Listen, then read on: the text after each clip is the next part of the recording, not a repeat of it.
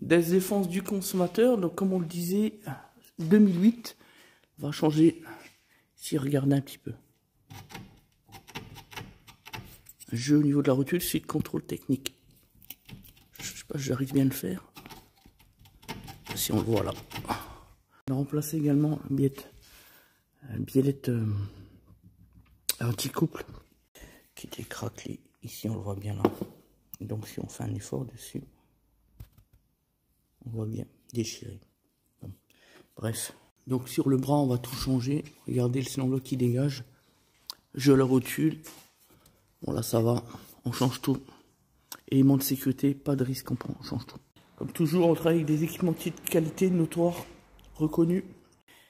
Pas de place au doute sur la qualité de nos pièces de rechange. C'est d'ailleurs l'un de nos atouts. Par rapport à la concurrence, nous on va pas sur internet acheter pour essayer de gratter 3 sous là ou 3 sous ici. Un autre point, hier, comme je disais, on souhaitait faire un document sur les reprogs, etc. Puisqu'on a un client qui est venu. Alors le gars, il a une... je me rappelle plus c'était quoi sa voiture. Je me souviens plus. Je crois que c'était une Volkswagen ou une Seat. Enfin bref. Il a fait une reprog, donc plus 30 chevaux. Donc déjà, ça c'est illégal. Et puis surtout, il a supprimé l'Avenger et le FAP. Donc là, on se retrouve avec un individu qui est dans l'illégalité la plus totale. Et malgré tout, il a un problème de fumée noire à l'échappement.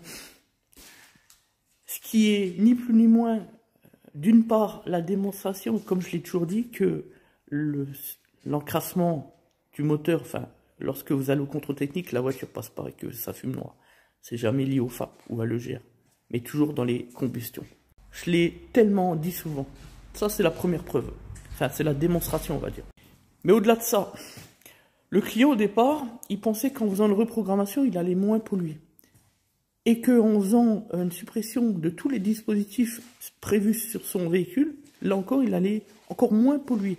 C'est exactement l'inverse. Je suis désolé de l'indiquer à tous nos détracteurs qui font de la reprog et surtout à tout le monde, quoi.